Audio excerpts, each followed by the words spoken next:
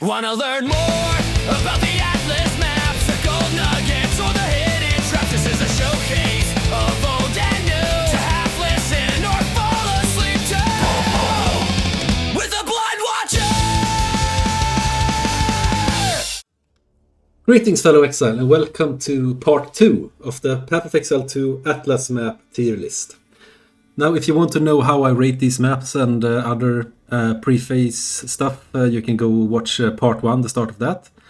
And other than that, I would just want to add that all the footage that you see in addition to the tier list from the game is me running a sorceress with a very tanky build. I call it the Flame Tank of Varashta. There's a build guide for that at my channel. You can find it in the description. And so I just think that's important to keep that in mind, that I always run sorceress. I've done that the 4 last leagues. So I always spellcasters, and of course that will also have an impact on how I rate these maps. But without further ado, let's continue with the tier list. And we start out pretty mid with a Feld hideout. So similar to all the other hideouts, I won't rate them very seriously. They are like, if you have the hideout, you won't bother. You're not excited to see it, you will not bother pathing to it to do it. But if you need to path through it, it's a bonus, because it's very small and it's very fast and easy to clear, so you can go ahead in the Atlas. So that's why I put it in a C, basically, with Canal Hideout, and the other hideouts will end up there as well. Then we have Flotsam. Now, Flotsam is like this kind of beach, rocky type of map. The layout is pretty annoying, I feel. It's a lot of obstacles everywhere, tight passages. And yeah, I do like the final boss, though. As I said, for Castaway, the pirate boss is pretty cool. It's his fucking cannon, throws huge anchors at you. Thematically, it's pretty cool. But overall, Flotsam is one of the maps I really don't like running. It's not that visual appealing as a map. It's decent, I guess, but yeah. So for me, Flotsam is in the E tier, and I think I'm gonna put it. I mean, I do like it more than those grayish desert kind of maps. And now when I look at this, I actually think Bloodwood deserves better. So Bloodwood will actually, I will put it in the top of E tier. So that's the first like change I do during runtime for this tier list, I guess. Okay, so now we have Forge. Forge is it's this map where you run on those rock or stone pillars and bridges on top of a magma sea. And I mean, the aesthetics of this map are pretty good. It looks pretty cool, but it also gets old pretty fast, I feel. The layout is one of my least favorite. It's those passageways where it's not completely obvious always where you have to find the boss. I feel like the enemy density is good, though, for the most part, except for the end where you have to run along for quite a bit before you get to the boss. The boss itself, it looks really cool, but I feel like even when early mapping and it has kind of a challenge to it, is still pretty straightforward to dodge all the mechanics and stuff. So for me, Forge is quite low. It's D tier. I think I will put it beneath Abyssal Depths. If I can avoid Forge, I avoid it pretty much. Next up we have Fortress. Now Fortress is I realize we have a bad series of maps here. Fortress is also not one of my top tier maps. It's like the layout also is not completely straightforward. It's not that simple to clear the entire map without having to backtrack a bit and find some side passageways and stuff like that. The boss is Balvala, or in this case she is called Pirasha, the Forgotten Prisoner. For me and my build that I run right now, she's extremely annoying. My build doesn't deal super well with enemies, or it doesn't deal damage super well to enemies that are moving around a lot and teleporting and stuff like that, and Balbala is like just flying around. So for me, Fortress is it's also low. Now I think that the layout and the enemy density and stuff like that is not the worst, and it's not that it doesn't have those super narrow passageways and stuff that you get stuck easily all the time. So for me, it's on the same level as Forge, I guess. I think I will put it. I'd rather run Fortress than Forge, though, for sure. And now we have a special unique map, the Fractured Lake. I think the Fractured Lake is very hard to rate. Like, the visuals of the Fractured Lake are awesome. I really like the idea of how the map just grows when you move into it, and you have these pillars that are animated and stuff like that. It looks really cool. You have Kalandra in the background talking now. I'm not sure, but I don't think Kalandra has much more lore to her in Path of Exile 2 than just the Fractured Lake, and that she's just throwing this random stuff at you while you're running through the map. So it feels a bit out of place, I guess. I like the Fractured Lake. It has this final goal of finding these rings that have this +1, -1 to prefixes, suffixes, stuff. So you can find rings that are really hard to find otherwise, but often they are just trash, I feel. Yeah. I still like that the Fractured Lake is in the game, and if I happen to pass just by it, and it's just like one map in between me and it, I will probably do that and do the Fractured Lake. So it's still fairly high up, as it's a unique map and has some unique flavor to it. I think I will put it somewhere out here, like maybe, yeah, I think here is probably good, under Bloomingfield, above Backward, seems reasonable, C tier. Then we have Frozen Falls. Frozen Falls is a mountain biome. It's one of the few snow-covered biomes, I guess, and it has these like ice lakes and stuff. I think visually this map is really cool. I think it's my favorite snow-themed or ice-themed map. The layout is not the greatest. Enemy density is fine. The boss is Raven, King of Winter. I think it's an interesting boss, both mechanic-wise and visually. Frozen Falls overall, I think it's a good map. I will put it probably in... I think it's a B tier map. I will put it somewhere... I think I'll put it here, above Bastille. That's fine. Mostly for the visuals and that the boss fight is decent. Then we have Grimhaven. Now, Grimhaven is a really good map, I feel, or it's at least a decent map. The layout is good, enemy density is good. It looks really cool with the undead thematics and stuff like that. The only thing that brings it down in my book is that the end boss is Saphira. It's she shows up in more than one map. She's not the most interesting boss fight, but the map overall is really good. So I think I will rate this somewhere in the B tier. I think I'd rather run Bastille than Grimhaven than Frozen Falls, actually. Yeah. Then we have Headland. Now, Headland is one of my favorite desert theme maps. So Headland is this like, it's fairly linear with some side passages and obstacles and stuff, but at the same time, it's fairly easy to find your way to the boss if you just follow the ridge, and you will get there pretty fast and without much complication. It is long though, so if you really want to do maps fast, it's not the best. Sorry about that. The final boss is Huth, the Fallen Sun, and this is also the Act 2 fire big guy who got abandoned by his mother. I talked about him earlier. He's used in many maps, but I really like that fight, so it's good. Headland is also visually very appealing to me. I think it's perhaps the most visual appealing desert map. It has like all of these trees and palms. You have the ridge, you have architecture. There's a lot of stuff going on in this, a lot of stuff to look at. So Headland for me is an A tier map, and I will put it...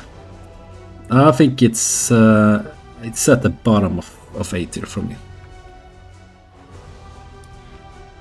Okay then we have Hidden Grotto. Hidden Grotto is, for me, is a very... It has it's big downsides and it has big upsides. Now the layout is terrible. Like, I think this is one of the maps I get most frustrated of, getting lost and not finding my way, having to backtrack, getting to dead ends, stuff like that. It's so that's like a really big negative of it. But at the same time, it is a very beautiful map. You have these caves, vegetation, you have the sun coming in from the roof, giving good contrasts and stuff like that. So it looks really good. The final boss is Sarval, the Bone Tyrant, which Sarvali maybe. And I really like that boss fight. I think it's one of the cooler ones when it comes to the Atlas maps. It's yeah, Hidden Grotto for me. It's beautiful, but the layout is just annoying. So I think I can't put it higher than D tier, but I will put it. I think I will put it at the top of D tier because it's just. Yeah, it looks really good, and I really like that. Next up, we have Hive. Hive is also a desert biome map, and it's not that much going on here. It's desert, it's sand. You have all of these rock pillars everywhere. The layout is pretty bad. Enemy density is decent, I guess. The boss is the Fungus Behemoth, as I talked about earlier. I really like this boss fight. I think it's decent, but this arena I think is the worst one for him. And I also feel like he doesn't really fit the setting. Like he really feels like an insert. And I feel like there should be other bosses that fit this theme better. But even if I can't think of one directly on the top of my head, it still doesn't save it. So Hive for me is really far down. I think it's actually an F tier for me. But it's yeah, I think actually it's one of the worst maps in my book. I really don't like running it. Ice Cave. So Ice Cave similarly is not gonna rank very high for me. The visuals, at least the aesthetics of Ice Cave is very decent. It's a cave, similar to Hidden Grotto. I think that the layout is annoying. It's tight, squeezy, a lot of dead ends, not that obvious where to go, depending on what you want to achieve. So I think I will actually rate this in the E tier. It's like the visuals is still pretty cool. I will put it here somewhere because it's kind of unique in a way. Yeah. Then we have the Iron Citadel. The Iron Citadel, Count Geonor, S tier. Count Geonor is, in my opinion, the coolest boss in the entire game thematically. I can't think of one on the top of my head that is cooler. Like he has like a poetry as an audio cue for the mechanics. His voice lines are just it's a menacing boss, right? And you really feel like you're in the wolf's lair. It's cold and it's dark and yeah, it's intense. The Iron Citadel itself is a decent map. I think it's aesthetically it's very beautiful. The layout is not the best, but it's decent. But I mean, I think this is my favorite of the Citadels and of the Atlas content. This is one of the best I can think of. I would probably put it even though I don't think S tier maps should be. Actually, I will not rate S tier maps and S tier content internally. They are just S tier and they are the best. So there you have it. Okay, similarly, the Jade Isles. It's also a really good. This is one of the deadly maps. So if you find, I think it's an Eye of the Storm, you clear maps that are around it, which has these like beams of, I don't know if it's wind or water or whatever. You clear those maps and eventually you will find a Karui beacon, which you activate when you kill one of the bosses, and you will unlock the Jade Isles. And the Jade Isles is just the Atlas map version of the last map of is it Act 4? So you will fight, in this case, Manuki the Chosen, and it's a really cool boss fight, amazing boss fight. I think the map looks amazing. The layout is decent still. There are still some like tight choke points, doorways and stuff that you have to get past. Enemy density is not the best, but still it's like still an amazing map. And if I get the chance to do the Jade Isles, I will do it always. So it's going up in the S tier. Then we have Hideout again, similar to the other hideouts. I will just put it here. Quick and easy to path through if you need to. You won't care about it otherwise, unless you really need a hideout or want a hideout, which is just the case if you just got the game and you're a new player. Then we have Lofty Summit. Lofty Summit is This is it's no map, of course. This is actually also one of my least favorite maps. The layout is terrible. The enemy density is terrible. I don't even think it looks that good. It's pretty empty. Nothing much is happening. There's just rocks and snow, basically. I mean, it's not... As I said in part 1, GGG makes amazing content. So for this to be the bottom of the barrel, for me, it still looks good. I mean, the final boss is Oloton. They're remorseless. It's this like lizard statue guy, Val guy. He feels out of place. The arena is just like doesn't feel natural. It's just a square. This is like, I think, quality-wise, this is the worst map in the game. But it's still not worse than Augury. But it's the worst map in many regards, in my opinion. Then we get to Lost Towers. Now, Lost Towers is interesting because it's like a little of PTSD from when Lost Towers was the only tower map and you had to farm towers all the time. From, I think it was first 0.1 or even 0.2. I think they fixed it to 0.2. But I think actually it's pretty decent. I mean, the layout is not the best. But I still find it quite interesting and fun to just path through it and kill everything. So it's good. The boss is Chapsa, the Feathered Plague. It's like this other big bird that sits on the ground and spawns a hatchling or whatever. So you fight two bosses during the fight, while the other one is like more of a minion or something. But yeah, it's a tower, so you get Atlas Vision. You want to do towers often to expand and see what's happening around you. It's good. I will put it in. I think though it's not. It's one of my least favorite tower maps, so I will put it beneath. Beneath the Assembler. Seems good. B tier. Okay, we come to Marrow. So Marrow is this cave map. Means it has. It doesn't necessarily mean, but this means for this case as well that it has a pretty terrible layout. The aesthetics is not that interesting. It's grey, dark, pretty, not much color, not much going on. You have some bones lying around in the background. The boss though is against our Valley, same as Hidden Grotto. While it's a great boss, I think it doesn't save it at all. This map is an E tier for me, and I think I will put it. Here under Flotsam, E tier. Then we come to Mesa. So Mesa is, I think it is the last tower map, if I'm not mistaken. We'll see. But this is the desert variant of the tower. And like the other towers, like Bluff and Alpine Ridge at least, they have a very similar kind of layout. And aesthetics is pretty good. It looks okay. The layout is okay. In the end, we fight Karash, the Dune Dweller, which is the Scorpion boss from Trial for Sekimas. It's a good boss, interesting. I mean, it's quite annoying with the quicksand and stuff. You sink in and you're slow, and he buries down the ground and jumps around. You can't do anything. So in that regard, it's not the best boss, but it's a really cool boss, if not anything else. So Mesa Tower, you still want to do it to get the vision, etc. So I will put it here. I think it's on par with Bluff, maybe not there. I will put it here. Mineshaft. So Mineshaft is yet another like cave-like map, and you can only find it, if I'm not mistaken, you can only find it around Copper Citadel, but I'm not sure about that.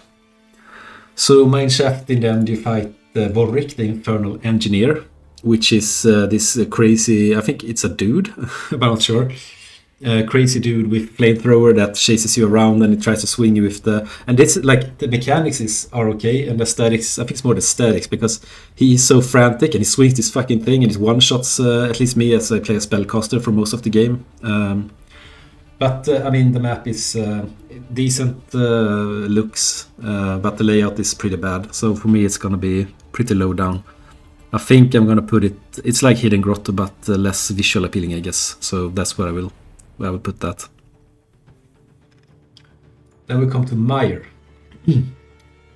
So Mire is also this kind of swamp forest kind of map.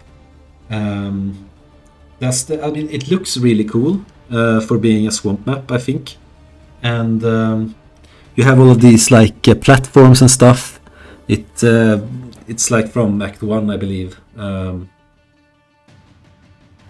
Just wooden structures, small houses. Like the layout is bad because it's very tight everywhere and it's not obvious where to go to find the boss. And that's a very big negative of it. The final boss is Ryona, the Winter's Cackle, which is this ice witch. I think it is the same boss that you're fighting in Alpine Ridge and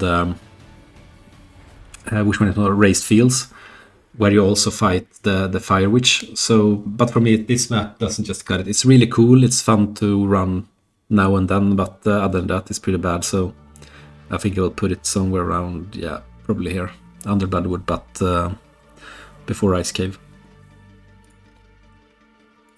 Then we have Molten Vault. Molten Vault is visually really cool. You are in this big foundry with melted iron everywhere, and it's a factory basically, and it's quite unique in that way. But at the same time, the layout is really, really bad. Like this is almost like augury level bad, minus that you don't have to do this forced beacon stuff. You just have to get to the end. There are a lot of doorways, even doors that you have to open to get through. So that's that interrupts your flow pretty much.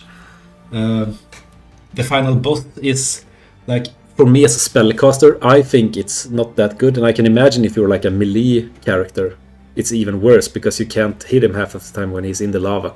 So basically, yeah, I can't rate this higher than F. I really don't think this is a top of the line map. I will put it here in the top of F tier. Moment of Zen. Moment of Zen is an Atlas map, but it's not really a map. Like, it's this raft where you find this Giga Shad guru guy who will just give you a free unique. I can imagine if you play like solo self-found, it's has some extra happiness to it because you can't just buy any unique at these cheap uniques that you might want to have from the store. So getting free uniques is pretty cool. There's no downside to it. It's a free pathing. If you want to get somewhere in the Atlas, you can just go through this and it's free. So Moment of Zen, I think I'll put it in. I don't think it's S tier. It's not like it doesn't elevate the game in some kind of way, but it's very good. I will put it. I'll put it here in A tier. Bottom from A tier seems good. Then we have Necropolis. So Necropolis is a really cool map in my opinion. It's visually very appealing. The layout is decent. The enemy density is good. The final boss is Tycho the Black Praetor, which is based on Draven from Act 1. And I think this is the only way you can fight Draven in the game, in endgame, if you want to. So Necropolis, I believe, can only be found... Sorry, it can be found in forests and it can be found in the Esomite city. So Necropolis for me is it's decent, it's good. I think I'm gonna put it... Is it a B tier or A tier is the question. I think it's better than Grimhaven. So I think I'm gonna put it like here, above Atziri's Temple. Seems good. Then we have Oasis. Oasis is a desert map. It's one of the cooler desert maps. You run around, there's like vegetation, you have these like wells. I'm not sure if it's water, if it's like oil or something. But there's a lot of stuff going on in this map. The layout is decent, the enemy density is also pretty good. The boss is, it's found decent visuals and decent thematics, Ishtar the perennial. There's not much more to it. I think it's a B tier map. I think I'll put it somewhere around here, maybe above Frozen Falls. Not above Grimhaven, no. So then we get to Ornate Chambers. Now Ornate Chambers is like this kind of temple. If you've seen the Shrine Hideout, it's kind of similar. There's a lot of stuff going on there visually, but at the same time, it's like color, from a color standpoint, it's pretty boring. It's like mostly brownish, oranges, tones like that. And in the end, we fight Sieraf, the scaled one. Now, Sieraf is a really cool boss, I think. I think it's like kind of a reskin of the pirate boss, with perhaps some mechanics different. But it's this like, I think it's like a bird guy with a big fucking cannon, and he conjures sand stuff. Pretty cool thematically. It doesn't save the entire map though for me. It's still like a middle of the ground kind of map. So I think for me it's gonna go, pretty much here, beneath Blooming Fields. Seems reasonable. Then we have Overgrown. Overgrown, also one of my favorite maps from a visual standpoint, but the layout is pretty bad. It's not that straightforward. In the end, this is one of the maps where we found Headland, which is, as I mentioned earlier for the assembly, one of my favorite endgame bosses is this Val construct again. That was in one of the first trailers of Path of Exile 2. So in this setting though, I think he is a bit out of place, and the arena also seems a bit forced in, like an insert. So, but yeah, I still love this map. You have all of these like jungle covered ruins, a lot of vegetation and stuff, a lot of things to look at. For me, it's a high B tier map. I actually think it's on par with assembly basically. I think the map is better, the layout in the assembly is better. Yeah, I think it looks much cooler, so I will put it there. And then we have the last map for part 2, and that is Penitentiary. Penitentiary is it's based on the Ogham tile set. It's a big doomed city kind of vibe, and in the end we fight the incarnation of death, which is the executioner that we fight in Act 1. And I like fighting this guy. This is the guy whose failure allowed our characters to be the saviors of Breaklast. He let us escape, and now we fuck him up basically. So the map has a decent visual appeal. I think the layout is decent. The boss is cool, but the mechanics are not the best. For me, it's a very mid-tier. I would put it in C, I think. Perhaps somewhere around here. Yeah, seems good. Yeah, and that's it for part 2. Let me know in the comments if you find any of these takes completely ridiculous, if you have any interesting to add to any of the things I've said, or if I said something that is just completely wrong. Give it a like, and perhaps subscribe to my channel if you would like to see more content like this. Update the tier list perhaps for maps for 0.5, 0.6, etc. in the future. And I'll see you in part 3. Have a good day. Bye.